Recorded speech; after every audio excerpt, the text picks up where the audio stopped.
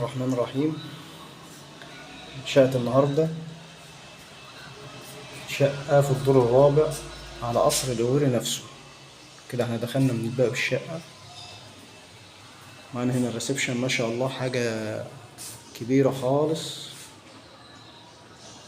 ريسبشن كبير يشيل معانا 4 قطع اهو، على شارع قصر القويري نفسه.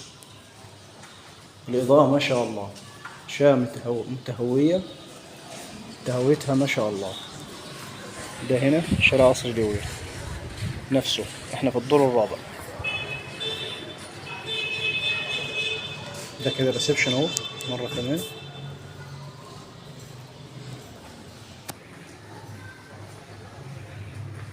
ريسبشن ما شاء الله كبير، خصوصية تامة للغرف والحمام والمطبخ.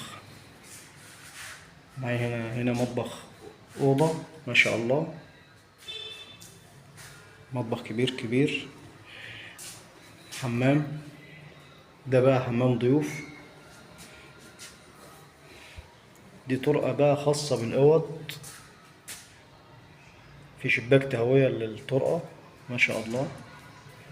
التهوية هنا جميلة وممتازة جدا. ده حمام كبير، حمام كبير اهو.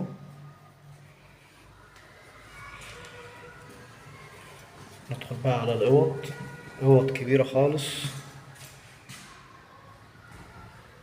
أوض كبيرة والتهوية ممتازة جدا جدا، تهوية ممتازة.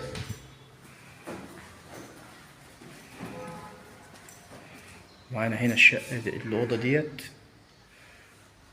بلكونة جيب على الشارع اهو.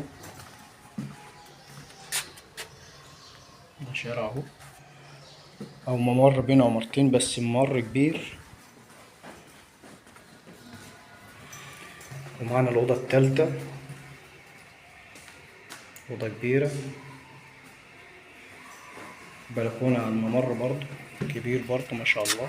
حاجة كده، هو يعتبر شارع بس حاجة كبيرة خالص.